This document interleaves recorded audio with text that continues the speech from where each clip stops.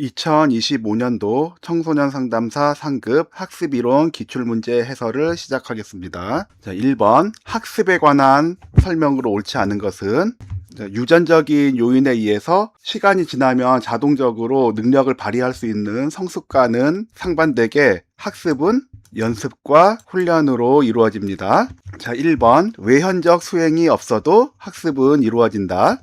어떤 일에 의해서 연습을 하거나 훈련을 하면 그에 따른 결과가 나와야 되잖아요. 그 결과를 보고서 학습이 이루어졌다라고 이제 봤는데, 꼭 외현적인 수행이 없어도 학습은 이루어졌다라고 볼 수 있는 게 대표적으로 잠재학습이에요. 잠재학습 실험에서 쥐가 미로 찾기를 할 때 세 마리의 쥐가 있는데 한 마리는 미로를 잘 찾을 때마다 강화물을 줬더니 미로를 찾는 속도가 점점 이제 줄어들었고요. 미로를 잘 찾아도 하나도 강화를 주지 않은 쥐는 변화가 별로 없었어요. 그런데 세 번째 쥐가 강화를 전혀 주지 않다가 20일째 되는 날 강화를 줬더니 미로를 이렇게 바로 찾는 거예요. 여기서 알 수 있게 된 건 뭐냐면은 이 20일 동안에 끝까지 먹이를 주지 않은 쥐와 20일 후에 먹이를 준 쥐가 20일까지는 똑같이 먹이를 강화물을 주지 않았거든요. 학습이 되지 않는 것처럼 보였는데 20일째 강화물을 줬더니 항상 강화물을 줬던 쥐처럼 떨어지는 거예요. 그러니까 사실은 미로를 빨리 찾지 않는 것처럼 보였던 이 20일 내의 기간에도 미로를 찾는 게 쥐한테 학습이 됐던 거예요. 그러니까 이 수행이 바로 나타나지 않아도 학습은 이루어질 수 있다는 게 증명이 된 겁니다. 자, 2번. 약물에 의한 일시적 행동 변화는 학습이 아니다. 예를 들어서 술을 많이 마시면 용감해지기도 해요. 그래서 내성적인 사람이 술을 많이 마시면은 평소에 못하던 말을 막 거침없이 하기도 하거든요. 그런데 그거는 술 깨면은 후회하고 또 그런 행동을 못하죠. 반면에 자기주장 훈련을 통해서 자기 마음을 표현하는 훈련을 지속적으로 하게 되면은 자기의 마음을 표현을 할 수 있는 게 학습이 돼서 지속적으로 할 수가 있어요. 그래서 술 먹고 일시적으로 용감하게 자기 표현을 할 수 있느냐, 자기 주장 훈련을 통해서 연습과 훈련을 통해 지속적으로 자기 마음을 표현할 수 있느냐, 이 차이는 일시적이냐 영속적이냐의 차이죠. 술을 먹었을 때만 자기 표현을 잘하고 술을 깨면은 다시 원래대로 돌아가서 내성적으로 변하는 거는 행동 변화라고 보지 않는 것이에요. 그래서 행동 변화라고 보지 않기 때문에 약물에 의한 건 학습이 아닙니다. 자, 3번. 행동 잠재력의 변화는 학습으로 볼 수 없다. 자, 잠재력의 변화는 당장의 행동에 나타나지 않았지만 그 행동을 할 수 있는 그 능력은 변화를 한 거죠. 그러니까 학습으로 볼 수 있는 것이에요. 이 잠재학습에서도 마찬가지로 쥐가 20일 동안 아무런 강화물을 받지 않았을 때 이미 미로를 찾을 수 있는 잠재력의 변화는 됐거든요. 사람에게도 마찬가지로 잠재력의 변화가 있을 수가 있는데 그 변화가 나타날 수 있는 환경이 안 될 수도 있어요. 예를 들면 운동선수들 항상 농구선수는 슛을 놓는 것을 연습을 하고 축구선수는 공을 차는 걸 연습을 하거든요. 그런데 3점 슛을 넣을 수 있는 훈련을 한 그 농구 선수가 실제 시합에서는 자기한테 슛을 쏠 수 있는 기회가 안 오기 때문에 3점 슛을 못 넣을 수도 있어요. 그러나 기회가 온다면 슛을 놓을 수 있는 그 능력은 변화를 했기 때문에 이런 잠재력의 변화도 학습으로 봅니다. 그런데 볼 수 없다고 했으니 3번이 틀렸네요. 자, 4번. 학습은 경험을 통하여 이루어진다. 상반되는 게 성숙이죠. 성숙은 유전에 의해서 이루어지고요. 학습은 연습과 훈련, 즉 경험을 통해서 이루어집니다. 아이들이 처음에는 기어다니다가 시간이 지나면 자동적으로 뛰어다녀요. 그러나 두발 자전거를 타는 것은 연습과 훈련을 해야지 그렇지 않으면 성인이 돼서도 탈 수가 없어요. 이게 성숙과 학습의 차이입니다. 자, 5번. 태도의 변화는 학습의 영역에 포함된다. 태도의 변화도 가만히 있으면 저절로 형성되는 게 아니라 연습과 훈련이 있어야지 태도의 변화가 형성이 되기 때문입니다. 자, 예를 들어서 길거리를 가면서 쓰레기를 함부로 버리는 사람도 있고 쓰레기를 자기 손이나 가방에 넣었다가 집이나 쓰레기통에 와서 버리는 사람이 있거든요. 그 차이점은 쓰레기를 그냥 길에 버리는 사람은 자기 쓰레기를 도로 가지고 와서 쓰레기통에 넣어야 된다라는 그 학습이 되어 있지 않는 것이죠. 그러나 쓰레기를 함부로 버리지 않고 도로 가지고 오는 사람은 그렇게 해야 된다라는 학습이 되어 있는 것이에요. 그러니까 태도의 변화도 학습의 영역에 포함이 됩니다. 틀린 것은 3번입니다.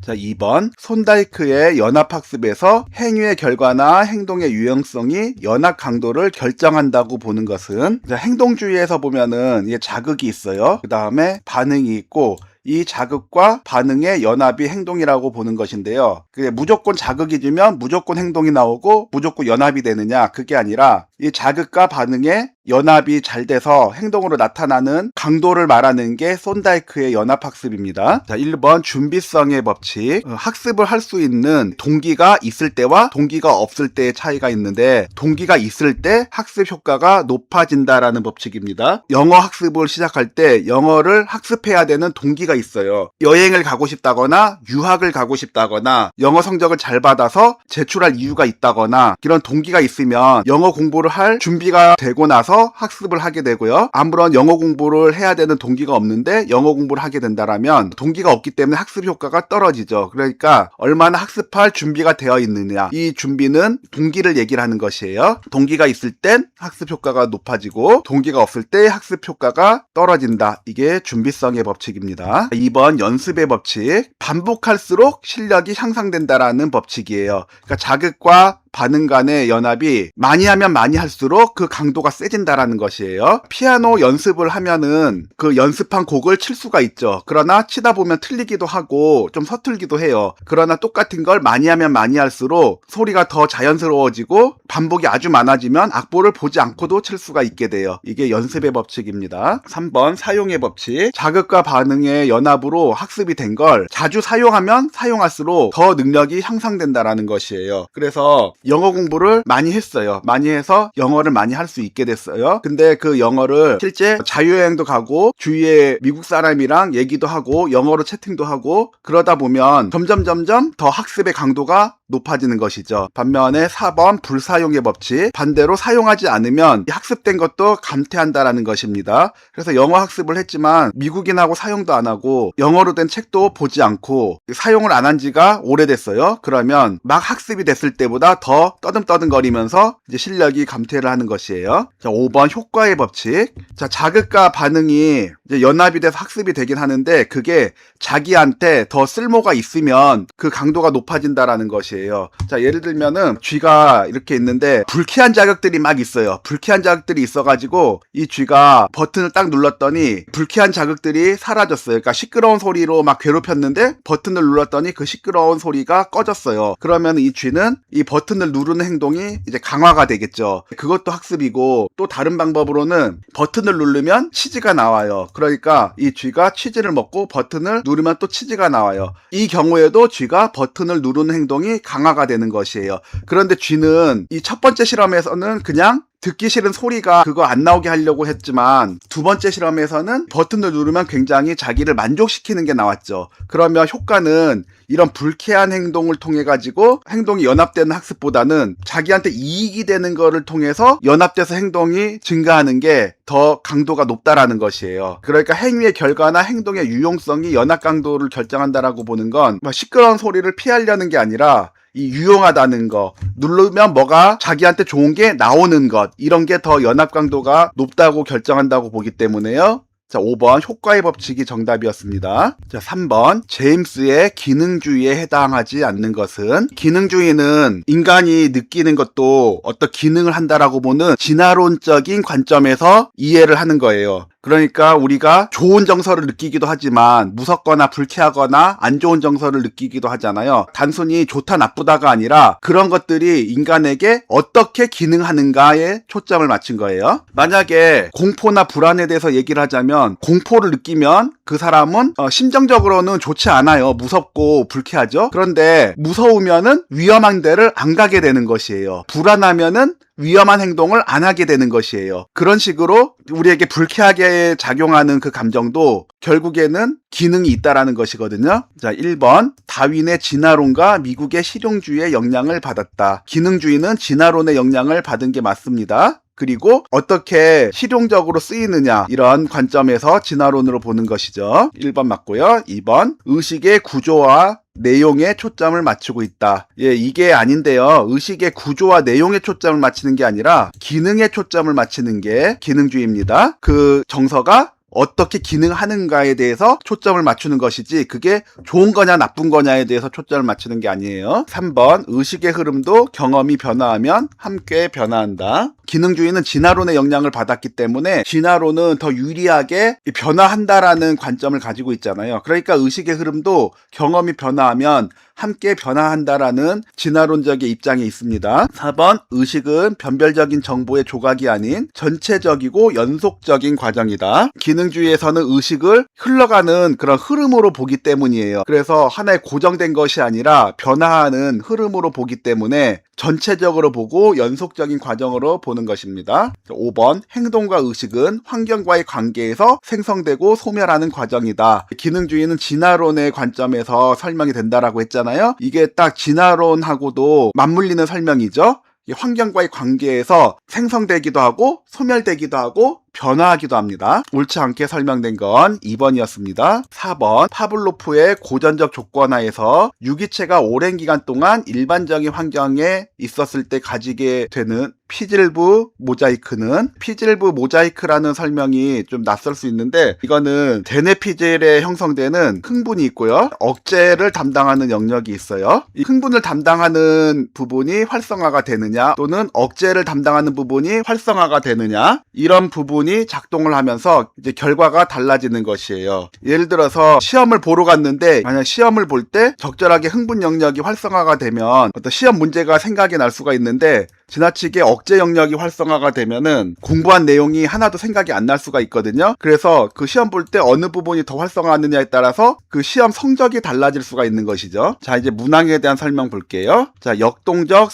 스테레오타입. 자, 이것은 뇌가 오랜 기간 동안에 일반적인 환경에 있으면은 뇌가 형성된 고정되는 반복 패턴을 말하는 것이에요. 예를 들어서 어떤 사람이 알람 소리를 들으면 먼저 일어나서 정신 좀 차리려고 커피를 마시고 그 다음에 이제 양치질을 하고 그 다음 할 일을 하는 게 이게 패턴화가 돼 있어요. 그렇게 되면은 이제 뇌가 그 패턴에 익숙해지게 돼서 아침에 알람 소리를 듣잖아요. 그러면은 커피를 마셔야지 생각을 하는 게 아니라 자동적으로 커피를 마시고 양치하고 그런 순서대로 자연스럽게 행동이 일어난다라는 것이에요. 다음은 자, 집중. 이게 두뇌 피질이 여러 군데서 이제 활성화되는데 그게 분산되지 않고 특정 영역으로 모이는 현상을 얘기를 하는 것이거든요. 그러니까 예를 들어서 이게 시험을 보는데 지금 듣기 평가하고 있어요. 그런데 스피커에서 들어야 될 내용이 나오고 있는데 이 옆에 앉은 학생이 시험지에다 적는 소리가 빡빡빡빡 크게 나고 있는 거예요. 그럼 신경 쓰여가지고 잘 안 들릴 수 있거든요. 그때 이제 뇌는 옆 친구가 하는 거에 신경 쓰지 않고 스피커에서 나오는 소리만 잘 들을 수 있도록 그 뇌가 활성화돼서 그 부분에 모이는 게 이제 집중입니다. 자, 3번 조건화된 재지. 무조건 자극과 중성 자극이 연합되면 조건 자극이 돼서 조건 반응이 나타납니다. 이게 학습인데 종이 중성 자극이에요. 그래서 이 종을 쳤을 때는 걔가 침을 흘린 이유가 없거든요. 그런데 이게 음식과 연합이 돼서 종을 치고 음식을 주고 이렇게 되면은 종소리만 듣고도 침을 흘리는 행동이 학습이 돼요. 그런데 이게 학습이 됐어도 항상 종을 울리고 음식을 안 줘버려요. 그러면 종을 치고 침을 흘리던 그 학습된 행동도 결국에는 소거가 된다라는 것이 조건화된 재지입니다. 자, 외부 재지는 갑작스럽게 발생하는 외부 자극에 의해서 기존의 조건 반응이 멈추는 건데요. 종소리하고 음식하고 연합이 돼서 종소리를 들으면 이게 침을 흘리게 돼 있거든요. 그래서 종소리를 들려줬는데 갑자기 밖에서 더 큰 천둥 소리가 들려버리는 거예요. 그러면 걔가 깜짝 놀라거든요. 이때는 갑자기 침 흘리는 게 딱 멈춰지는 것이에요. 이게 외부의 더 강렬한 자극에 의해서 조건 반응이 잠시 멈추는 현상이고 외부 재지라고 합니다. 흥분의 발산. 이것은 조건화된 자극이 점점 더 다른 영역으로 퍼져나가는 것을 이야기하는 것이에요. 그래서 종소리를 들려주고 음식을 줘서 나중에는 종소리만 들려줘도 걔가 침 흘렸는데 이 종소리뿐만이 아니라 트라이앵글이라든지 실로폰이라든지 다른 악기 소리를 들려줬는데도 침을 흘린다라고 하는 것은 그 뇌에서 활성화되는 흥분 영역이 다른 두뇌 영역으로 퍼져나가기 때문에 일어나는 현상입니다. 이게 흥분의 발산이에요. 자, 그러면 문제를 보면 오랜 기간 동안 매우 일반적인 환경에 있었을 때 가지게 되는 피질부 모자이크예요. 그러니까 일반적인 환경, 오랜 기간 이런 키워드를 보면 역동적 스테레오타입을 말하는 것이거든요. 알람 소리 듣고 커피 마시고 양치질하는 순서가 처음엔 따로따로였는데 이게 오랜 시간에 거쳐서 하다 보니 패턴화가 되고 알람 소리를 들으면 자동적으로 커피 마시고 양치질하는 순서로 뇌가 활성화가 되는 현상이에요. 1번 역동적 스테레오타입이 정답이었습니다. 자, 5번 볼게요. 학습자가 달성해야 할 최종 목표 행동에 이르는 하위 단위 행동들을 난이도에 따라 위계화한 다음 각 단위 행동을 순차적으로 조건화시킴으로써 궁극적으로 최종 목표 행동을 학습시키는 것은, 자, 1번 연세와 2번 조성이 좀 혼동될 수가 있는데요. 자, 연세랑 조성은 둘 다 어떤 행동을 학습을 시킬 때 하나의 덩어리가 아니라 세부적으로 쪼개는 거예요. 연세라고 나올 때도 있고 어떨 때는 행동 연세라고 나올 때도 있는데요. 같은 말이에요. 자, 아이한테 화장실을 사용하는 이 전체를 가르치는데 사실은 화장실 가는 행동 그 하나가 아니라 화장실을 이용하는 거에도 여러 가지 행동이 이 세부적으로 나눠질 수가 있는 것이에요. 그래서 전체를 가르치는 게 아니라 하나하나 세부적으로 나눠서 첫 번째는 화장실을 가면 바지를 내리는 걸 가르치고요. 자, 이게 완성이 되면 화장실에서 용변 보는 걸 가르치고, 이게 완성이 되면 물을 내리는 걸 가르치고, 이게 완성이 되면 이제 옷 입고 나와야 되는 걸 가르치는 것이죠. 그러니까 이게 전체적으로 학습시킬 하나의 행동이 되는 것이고요. 자, 조성은 이 문제를 보면은 항상 이 쉐이핑이라고 영어 단어가 따라 붙어요. 왜냐면 헷갈릴 수 있는 게 어떨 때는 용어가 조성이라고 나오고 어떨 때는 용어가 조형이라고 나와요. 그런데 엄밀히 말하면 조성과 조형은 다른 뜻인데 청소년 상담사 문제가 나올 때는 같은 뜻으로 나오더라고요. 그러니까 혼동하지 말라고 항상 보면 조성 옆에는 쉐이핑이라는 영어 단어가 따라 붙어요. 조성은 어떤 행동을 가르치기 위해서 이것도 마찬가지로 단계적으로 가르치는 것이에요. 만약에 돌고래가 점프해가지고 이 훌라후프를 통과하는 행동을 가르치려고 해요. 그러면 처음에는 이 물속에서 점프만 해도 물고기를 줘가지고 그 행동을 강화하고, 그래서 최종적으로는 훌라후프를 넘으면 강화 행동을 해가지고 점프하는 게 아니라 최종적인 이 묘기 부리기 목표 행동을 하게 만드는 것이거든요. 그런데 연세랑 조성이랑 좀 비슷하긴 한데 어떤 차이점이 있냐면 이 연세는 그냥 일상적인 일을 쪼개서 나눠서 가르치는 거예요. 그러니까 화장실 갔다 오는 거, 양치질 하는 거, 이런 행동들 하나를 가르칠 때 한 번에 학습하기 어려우니까 이게 쪼개서 가르치는 게 연세라면, 조성은 일상적인 게 아니라 새로운 행동을 가르치는 것이에요. 돌고래가 점프해서 훌라후프를 넘는 묘기를 부리는 건 원래 돌고래가 일상적으로 하는 행동이 아니거든요. 그런데 일상적인 행동이 아닌 것을 새롭게 배우게 만드는 게 조성입니다. 3번 변별. 개가 종을 치고 그 다음에 음식을 줬더니 이게 침을 흘리는 행동이 학습이 된 것이에요. 그런데 만약에 실로폰 소리를 들려줬는데도 침을 흘린다. 그러면 그건 일반화됐다라고 얘기를 하는데,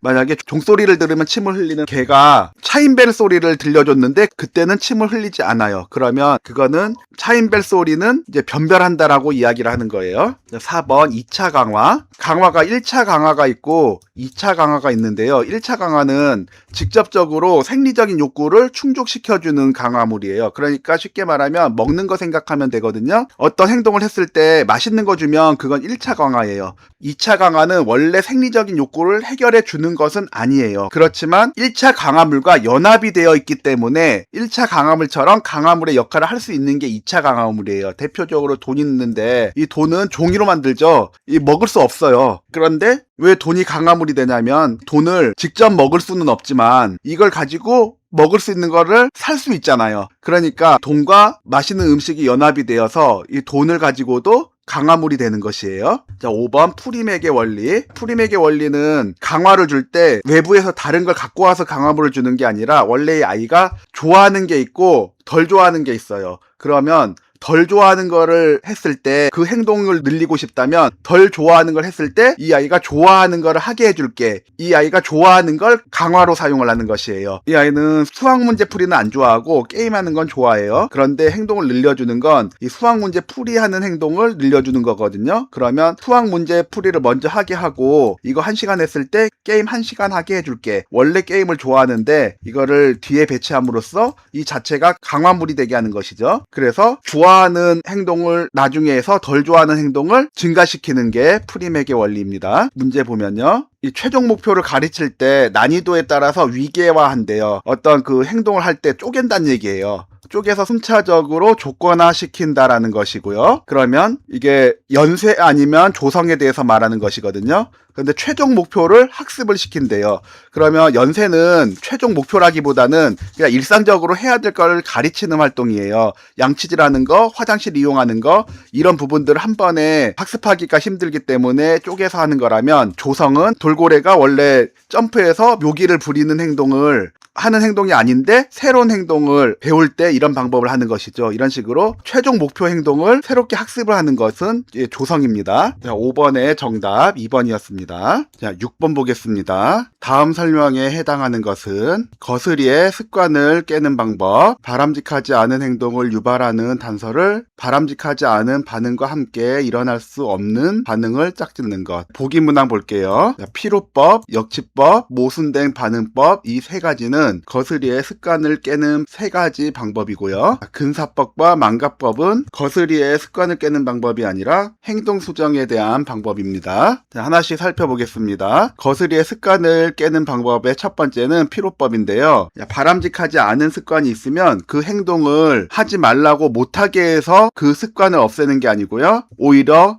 지칠 때까지 그 습관을 해서 지쳐서 안 하게 만드는 방법입니다. 예를 들어서 앉아서 다리 떠는 습관이 있다라고 할 때 다리를 떠는 것은 별로 좋은 습관이 아니거든요. 그래서 다리를 떨지 말라고 하는 것이 아니고 지칠 때까지 다리를 떨게 만드는 것이에요. 그래서 지쳐서 하지 않게 만드는 게 피로법입니다. 자, 거스리의 습관을 깨는 방법 두 번째, 역치법입니다. 자, 역치법은 자극이 있으면 반응이 있는데요. 이게 연합이 되어 있는데 이 자극과 반응의 연합을 깨주는 거예요. 그래서 이 습관을 깨기 위해서는 바람직하지 않은 습관을 유발하는 자극을 아주 약하게 주고 습관적인 반응이 일어나지 않으면 좀 더 자극을 그 강도를 올려가지고 최종적으로는 그 습관을 유발하는 이 자극이 있어도 이 습관이 일어나지 않게 하는 것이에요. 자, 예를 들어서 개를 보면 공포 반응이 일어난다라고 했을 때 개를 보는 자극은 공포라는 습관화된 반응을 일으키는 것이거든요. 그런데 멀리서 개를 보면 괜찮다라고 하면 점점 거리를 좁혀가는 거예요. 그래서 최종적으로 개를 봐도 무섭지 않게 되는 것이죠. 어떻게 보면 체계적 둔감법하고도 비슷해 보이긴 하는데요. 체계적 둔감법은 이완 훈련을 하고 불안 위계 목록을 작성을 하고 하는 것이라면, 이 거스리의 습관을 깨는 방법은 이완법을 먼저 하는 게 아니라 그냥 이 습관을 일으키는 자극에서 그 강도를 약하게 주는 거에서 점점 강하게 다가가는 게 역치법입니다. 자, 5번부터 볼게요. 거스리의 습관을 깨는 세 가지 방법 중에 세 번째 방법입니다. 이것은 모순된 바람직하지 않은 행동을 하면은 바람직하지 않은 반응을 일으키게 되거든요. 예를 들어서 아이가 말썽을 피워요. 그러면 아이가 말썽을 피우는 것은 어떤 반응을 일으키냐면 엄마를 화나게 하거나 엄마가 한숨이 나게 하거나 짜증이 나게 하거나 이런 바람직하지 않은 반응을 일으키게 되는 것이거든요. 그런데 엄마가 아이가 막 떼쓰고 말썽을 부리면 그런 행동이 아니라 오히려 그와 반대되는 반응을 보이는 것이에요. 그래서 아이가 말썽 부리는 행동을 봤을 때 나올 수 없는 반응인 숨을 한번 크게 쉰다든지 미소를 지어본다든지 이렇게 아이의 말썽 피우는 행동에서 나올 수 없는 오히려 반대 행동을 반응으로 보임으로써 짜증나는 거, 이런 반응이 습관적으로 나오는 것을 깰 수가 있는 것입니다. 자, 3번 근사법은 어떤 목표 행동을 학습하기 위해서 단계를 나누어서 최종적인 목표 행동을 학습시키는 것입니다. 그러니까 조성하고도 같은 말이에요. 돌고래가 고리를 통과하는 이 묘기를 학습할 때까지 처음부터 되는 게 아니라 처음에는 물에서 뛰는 거, 뭘 넘는 거, 그리고 최종적으로 고리를 뛰어넘는 거, 이렇게 최종 행동을 가르치는 게 근사법입니다. 자, 4번 망각법. 망각법은 문제 행동을 하면 그 문제 행동을 하는 게 지속적으로 관심을 주게 돼서 그게 강화가 되는 것이거든요. 예를 들어서 어떤 아이가 수업 시간에 막 일어나가지고 막 엉덩이 흔들고 이런 문제 행동을 해요. 그러면 애들이 보고 막 킥킥킥킥거리고 막 선생님이 얘한테 관심을 쏠리면서 이름 부르면서 하지 말라 그러고, 그러면 그 관심이 강화가 되는 것이죠. 그래서 그 행동을 더 하게 되는데 아무도 관심을 안 줘버려요. 그러면 수업 시간에 일어나서 이렇게 막 엉덩이 흔들고 하는 게 관심을 받을 수 있는 행동이 아닌 게 되기 때문에 이 행동이 없어지는 것이에요. 이렇게 문제 행동에 강화를 주지 않음으로써 그 행동을 하지 않게 만드는 게 망각법입니다. 자, 그러면 거스리의 습관을 깨는 방법으론 피로법, 역치법, 모순된 반응법 이 세 가지 중에 하나고요. 자, 바람직하지 않은 행동을 유발하는 단서, 그리고 바람직하지 않은 반응. 그런데 여기서 함께 일어날 수 없는 반응과 짝짓는 것. 다른 반응. 원래 아이가 말썽을 부리는 자극이 있으면 엄마는 화가 나거나 짜증이 나거나 한숨이 나거나 이런 반응이 일어나야 되는데 미소를 짓거나 그냥 숨을 한번 후 하고 쉬어보는 이런 자극에 일어날 수 없는 반응을 보이는 게 모순된 반응법입니다. 자, 6번의 정답 5번이었습니다. 자, 7번. 바람직하지 않은 행동이 발생 뒤에 토큰 등의 조건 강화물을 잃는 것은, 자, 보기부터 살펴볼게요. 1번 반응 대가. 바람직하지 않은 행동을 소거시키기 위해서 그 바람직하지 않은 행동을 하게 되면 이미 주어진 강화물을 도로 빼앗는 것이에요. 자, 예를 들어서 바람직한 행동을 할 때마다 토큰을 주고 그 토큰을 10개 모으면 장난감을 사주기로 돼 있어요. 그래서 토큰을 10개를 모아가는데 만약 8개를 모았어요. 그런데 바람직하지 않은 행동을 하면은 여기서 다시 하나를 뺏어가는 거예요. 그러면 10개 모으기가 다시 멀어졌죠.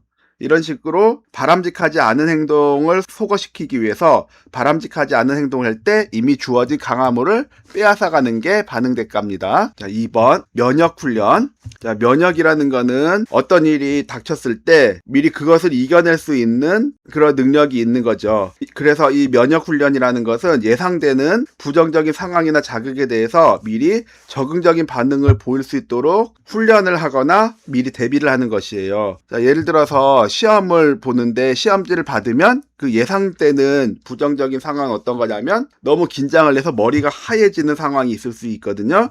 그런 상황을 미리 대비하기 위해서 시험지를 받기 전에 몸의 긴장을 풀고 호흡을 한번 후 하고 심호흡을 해보는 것, 이런 게 면역훈련이라고 할 수가 있습니다. 자, 심호흡을 한번 후 해서 막상 시험지를 받았을 때 긴장이 덜하고 긴장이 덜할 때 머리가 그런 하얘지는 것을 방지할 수 있는 것, 이런 게 면역훈련입니다. 타임아웃. 자, 타임아웃은 어떤 부정적인 행동을 소거를 해야 된다라고 하면은 그 부정적인 행동을 했을 때 일정 시간 동안 모든 자극에서 차단하고 그래서 부적절한 행동을 감소시키기 위한 방법이에요. 예를 들어서 수업 시간에 떠든다 그러면 이 생각하는 의자에 5분 동안 앉아있게 하는 거예요. 그러면 수업 시간에 여러 가지 자극이 있는데 생각하는 의자에 앉아있을 때는 아무런 자극이 없어요. 그러면 이 5분 동안에 아이는 생각하겠죠. 아무런 자극이 없는 게 힘드니까 다음에는 수업 시간에 장난치지 말아야지. 그래서 그런 부정적인 행동을 이제 감소시키는 것입니다. 4번 부분 강화. 강화를 할 때 어떤 바람직한 행동을 하면은 이제 강화물을 줘서 그 행동을 더 수행하게 하는 건데요. 그렇게 목표 행동을 할 때마다 강화를 주면 강화물을 받을 때는 그 행동을 하는데 강화물을 주지 않으면 그 목표 행동을 하지 않는다라는 단점이 있어요. 그러니까 어떤 학습해야 될 그런 바람직한 행동을 할 때마다 강화물을 주는 게 아니고 어떨 때는 주고 어떨 때는 주지 않고 이렇게 간헐적인 방법으로 강화물을 주는 것이에요. 그러면 이 아이 입장에서는 언제 강화물을 줄지 모르기 때문에 그 바람직한 행동을 하고도 강화물을 안 줬어요. 그런데 줄지도 모르기 때문에 그 행동을 유지를 하는 것이죠. 이게 부분 강화입니다. 자, 5번 과잉 규정. 과잉 교정은 어떤 바람직하지 않은 행동을 소거시킬 때 사용하는 방법인데요. 그 바람직하지 않은 행동을 했을 때 그 행동을 복구시킴으로써 다시는 그 행동 하지 않도록 하는 것인데 자기가 한 행동보다 더 많이 복구시키게 하는 거예요. 자, 예를 들어서 어떤 아이가 이제 바닥에 침을 뱉는다고 해요. 그러면 바닥에 침 뱉는 행동은 소거시켜야 될 행동인데요. 바닥에 침을 뱉었을 때 스스로 청소를 하게 만드는데 침 뱉은 부분만 청소를 하는 게 아니라 침을 뱉으면 교실 전체를 청소를 하게 만들어 버리는 거예요. 그러니까 자기가 한 거보다 더 많은 책임을 져야 되는 거죠. 그렇게 자기가 한 손상보다 더 과도하게 복구시키게 함으로써 부적절한 행동을 감소시키거나 소거시키는 방법입니다. 자, 바람직하지 않은 행동, 즉 소거시켜야 될 행동이 발생한 다음에 토큰 등의 조건 강화물을 잃는 것. 조건 강화물을 잃는 것이죠. 그러니까 줬다가 뺏는 것이에요. 줬다가 뺏는 거는 1번 반응 대가입니다. 정답 1번이었습니다. 자, 8번 허리 제시한 가정에 해당하지 않는 것은, 자, 헐의 이론은 추동이거든요. 그러니까 어떤 행동을 하게 될 때 그 행동을 하게 만드는 그 에너지가 이제 추동이에요. 자, 1번 내적 자극은 구심성 감각 신경 충동을 활성화하고 이로 인해 환경적 자극이 보다 오래 지속된다. 자, 1번이 옳지 않는 것인데요. 헐이 어떤 행동을 하게 만드는 그 에너지인 추동은 뭔가 결핍이 발생했을 때 일어나는 에너지거든요. 그래서 어떤 감각신경 충동을 활성화하고 이로 인해 환경적 자극이 보다 오래 지속된다. 이 설명은 맞는데 이걸 일으키는 건 내적 자극이 아니고 환경적 자극이에요. 자, 예를 들어서 전화기에서 전화벨이 울려요. 그러면 이 전화벨 소리가 구심성 신경, 즉 감각신경을 충동하기 때문에 전화를 받는 행동을 하게 되는 것이죠. 그런데 전화를 받고 끊잖아요. 그런데도 아직 뇌 속에는 전화벨 소리의 신경 흔적이 몇 초 동안 남아있게 되는 것이에요. 자, 이 얘기를 하는 건데 이 전화벨 소리는 내적 자극이 아니고 전화기라는 밖에 서 있는 자극이 내 감각으로 들어오는 거기 때문에 환경적 자극이 되는 것입니다. 자, 2번 유기체는 욕구가 생길 때 유발되는 학습되지 않은 행동을 가지고 태어난다. 학습되지 않은 행동이라면 욕구가 생길 때 누구나 나타나는 행동이라는 뜻이죠. 누구나 생리적인 욕구가 있어요. 그래서 무언가를 먹지 않아서 결핍이 되면 배가 고프죠. 배가 고프면 자동적으로 무언가를 먹고 싶어 하는 그런 추동이 생겨요. 그러면 불편하고 그 불편함을 해결하기 위해서 무언가를 먹는 행동을 하게 돼요. 그래서 먹게 되면은 배가 고파서 불편함이 사라지게 되고 그러면 이제 먹는 행동을 안 하게 되는 것이죠. 자, 이게 배가 고프면 무언가를 먹어야지라는 게 학습된 행동이 아니라 배고프다라는 욕구가 생기면 자동적으로 유발되는 행동이라는 그런 뜻입니다. 3번 유기체가 생리적으로 결핍되면 추동 상태를 초래하고 각 추동은 특정 자극과 연합된다. 비슷한 말인데요. 만약에 이 갈증이라는 문제가 있어요. 이 갈증은 물을 먹지 않아서 결핍되는 상태고 그러면 물을 먹고 싶다라는 그런 추동 상태가 생기는데요. 그러면 갈증 상태에서 생겨난 이 추동은 물을 찾게 돼요. 그래서 물을 마시는 행동을 하게 되고 물을 마시면 갈증이 풀리게 되고 그러면 물을 먹어야겠다는 그 추동이 사라지게 되는 것이죠. 자, 4번 반응은 활동을 필요로 하며 활동은 피로를 유발한다. 자, 어떤 행동이든지 반복적으로 행동하면 에너지를 소모하게 되고 에너지 소모가 쉬고 싶은 피로를 만들게 되는데요. 예를 들어서 장거리 달리기를 한다라고 할게요. 그러면 뛰면 뛸수록 피로를 느끼게 돼요. 피로를 느끼게 되면 달리는 걸 멈추게 되고 이게 쉬게 되고 이렇게 된다는 이야기입니다. 5번 피로는 부적 추독 상태이기 때문에 피로 상태에서는 반응하지 않는 것이 강화적인 속성을 갖는다. 자, 피로하게 되면은 몸이 불편한 상태를 갖게 되는 것이에요. 이게 부정적인 추동인데요. 불편한 상태가 되면은 행동을 멈추고 쉬게 되죠. 쉬게 되면 또 피로가 풀리게 돼요. 피로가 풀리게 되면 불편한 상태가 없어지기 때문에 그 상태가 강화가 되는 것이죠. 예를 들어서 운동선수가 훈련받다가 피로하면은 훈련을 멈추고 쉬어요. 쉬었더니 피로가 풀려요. 그 쉬는 행동이 그래서 강화가 된다라는 얘기입니다. 자, 옳지 않은 것은 1번이었습니다. 자, 9번 볼게요. 영업사원은 물건을 팔 경우 돈을 벌 수 있기에 매번 성공하는 것은 아니지만 계속해서 물건을 팔려고 시도하는 경우에 해당하는 것은 자, 1번부터 5번 보면 강화계획에 대해서 얘기하는 거네요. 강화계획 5개. 1번 연속 강화. 연속 강화는 바람직한 행동을 했을 때 그 행동에 대해서 강화물을 주는데 바람직한 행동을 할 때마다 주는 것이에요. 자, 예를 들어 어떤 애가 자기 아빠 구두를 닦았어요. 그랬더니 잘했다고 강화물로 용돈을 줬거든요. 그러면 구두를 닦을 때마다 용돈을 주는 거예요. 이게 연속 강화인데 이 연속 강화는 단점이 구두를 닦았는데 용돈 안 주잖아요. 그러면 그 다음에는 구두 닦는 행동을 안 해버려요. 그렇게 행동이 유지가 되지 않기 때문에 연속 강화가 아니라 다른 방법으로 강화 계획을 세우게 되는 것이에요. 고정 간격 강화를 보면은요, 이 간격이 고정돼 있다라는 것인데요. 그러니까 강화를 항상 할 때마다 주는 게 아니라 어떤 고정적인 간격이 도래하면 강화를 주는 건데 대표적으로 월급이에요. 만약에 매달 20일이 월급날이라 그러면 1일 날도 열심히 일을 했고 4일도 일했고 일은 매일 열심히 했어요. 근데 그때마다 강화를 주는 게 아니라 매달 20일이라는 고정된 간격이 도래했을 때 이때 월급이 들어온다면 그건 고정 간격 강화를 받은 것이에요. 이 고정 간격 강화의 단점이 뭐냐면 이때 20일 날 월급이 들어온다면 월급이 들어오는 그 주에는 일을 좀 열심히 해요. 그런데 월급을 받고 나서 그 다음 월급까지는 이 텀이 길기 때문에 이때는 조금 일하는 의욕이 조금 떨어져요. 이런 부분이 있어서 고정 비율 강화를 하기도 하는데요. 고정 비율 강화는 간격이 아니라 고정적인 비율을 맞추면 강화를 주는 것이요. 대표적으로 보너스를 주는 건데 그 보너스가 고정적인 실적을 채우면 주는 거라고 할게요. 그래서 영업사원이 고객을 10명을 유치를 하면은 보너스를 준다라고 할게요. 자, 그러면 10명을 채우는데 10일이 걸렸어요. 그러면 보너스를 받죠. 그런데 그 다음에는 이틀 만에 또 10명을 유치를 했어요. 그러면 이틀밖에 안 지났지만 10명을 유치했기 때문에 보너스를 주는 거예요. 또 어떤 때는 15일 걸렸어요. 15일 걸려서 10명을 채우면 또 이때 주는 것이죠. 그러면 15일보다는 이틀 만에 10명 채워서 보너스를 받는 것이 좋죠. 그러니까 더 열심히 하게 되는 겁니다. 변동 간격 강화.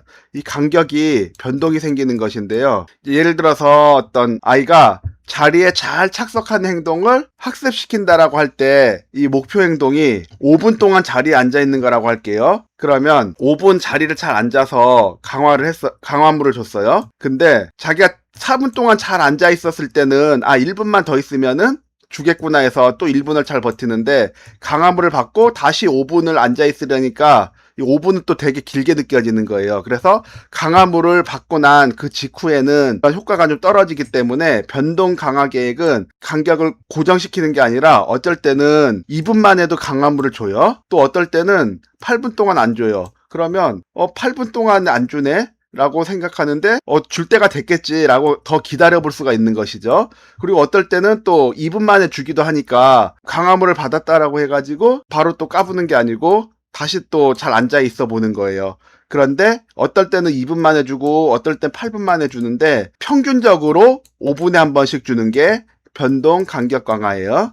자, 변동 비율 강화는 가장 강력한 강화 계획인데요. 어떤 비율에 도달했을 때 강화물을 주는데 그 비율 자체가 변동이에요. 그러니까 정해진 비율이 없는 거예요. 예를 들어서 어떤 사람은 복권 한 장을 샀는데 이게 당첨이 되기도 하고요. 자, 어떤 사람은 1000장을 샀는데 전부 다 꽝이에요. 그러면 1000장 산 사람은 어떻게 생각을 하냐면 어떤 사람은 10번 만에 당첨이 됐는데 나는 이제 한 번 더 사면 당첨될 때가 왔다. 이렇게 생각하고 그 행동을 계속하게 되는 것이에요. 그러니까 그 행동을 그만두지 못하고 계속하게 되는 것이죠. 그래서 변동 비율 강화가 가장 강력한 이 강화 계획이라고 할 수가 있습니다. 자, 영업사원이 물건을 팔 경우 돈을 벌 수 있기에 매번 성공하는 건 아니지만 계속해서 물건을 팔려고 시도하는 경우, 그러니까 매번 성공을 하는 것은 아니다라는 것은 일단은 고정은 아니고요. 변동이겠죠. 그리고 영업사원이 물건을 팔아야 돼요. 그러면 이것은 비율입니다. 그래서 9번의 정답은 3번 변동 비율 강화입니다. 자, 10번 보겠습니다. 다음 사례에 관한 설명으로 옳지 않은 것은 유명한 배우가 출연하여 다이어트에 효과적인 음식을 먹고 체중이 감량된 모습을 보고 해당 제품을 구매했다. 1번 모델에게 주어지는 결과가 관찰자의 행동에 영향을 미친다. 자, 모델이 다이어트에 효과적인 음식 먹고 체중이 감량된 모습을 봤어요. 그러면 이걸 본 사람은 자기 살이 빠진 게 아닌데도 불구하고 모델이 다이어트 음식 먹고 체중 빠졌으니까 나도 저렇게 하면 살이 빠지겠구나 라고 생각을 하고 그 해당 제품을 구매하게 된 것이죠. 그러니까 이 관찰자의 행동에 영향을 미친 거예요. 자, 1번 맞고요. 자, 2번 대리 강화에 해당한다. 다이어트 음식을 먹고 체중이 빠졌어요. 그러면 다이어트 음식 먹는 게 체중이 빠진 걸로 강화가 된 거죠. 근데 이게 누구 체중이 빠졌냐면 이 모델이 빠진 거기 때문에 이 모델은 당연히 이 다이어트에 효과적인 음식을 계속 먹는 행동이 강화가 됐겠죠. 그런데 이거를 관찰한 사람도 똑같이 이 음식을 먹는 행동이 강화가 된 거예요.